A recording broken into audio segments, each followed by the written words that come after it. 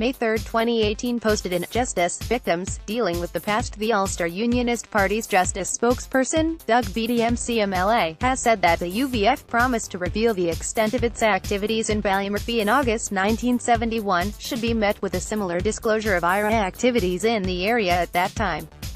Beattie MC MLA said, "In conflict, truth is a rare commodity.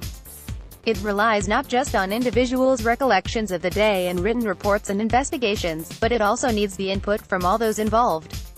In the case of the Ballymurphy families, who have been searching for the truth for well over 45 years, that truth must be delivered by all those involved over that two-day period where 10 civilians were shot dead. 48-hour period in which 10 people lost their lives in Ballymurphy between the 9th and the 11th of August 1971 was a particularly violent one, even by the awful standards of the time. Across Northern Ireland, 23 people lost their lives, including civilians, soldiers, IRA members and the first serving member of the UDR killed in the Troubles, Winston Donnell. The deaths ranged from Belfast to Londonderry, Tyrone and Armagh. 13 people died on the 9th, 6 on the 10th and 4 on the 11th. In reality, all hell was being let loose across Northern Ireland, coinciding with the introduction of internment. With regard to Ballymurphy, it is encouraging to see that over 30 former members of the army who served at that time are willing to give evidence at the inquest, from a company strength of 120, most of whom are either dead or cannot be traced. This is a sizable contribution. However, there have always been claims that the military were not the only participant in the conflict over those 2 fateful days, indeed, lost lives. Documenting the death of Joan Connolly on the 9th of August 1971 clearly states that her death took place as an intensive three-way gun battle. Started around Ballymurphy, that three-way gun battle saw soldiers firing from the Henry Taggart base, the Vera Foster School and the rooftops in Springmartin. The UVF were active firing from the Springmartin estate, and the IRA returned fire from a variety of locations including Ballymurphy and Moyard.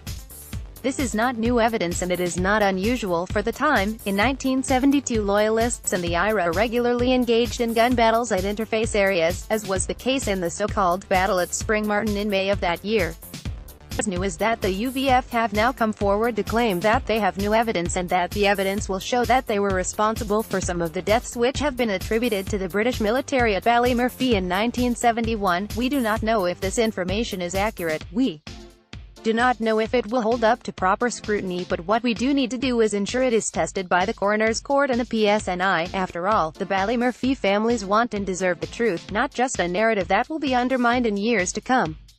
There is of course a third group that was involved during this period and who could help the families by coming forward with their evidence of what happened, the IRA, for them to continue to be silent when it is clear they were involved in various engagements in the Ballymurphy area with loyalist paramilitary groups, and the British military shows that, whatever is planned for the legacy mechanisms, Republican terrorists will not be active participants.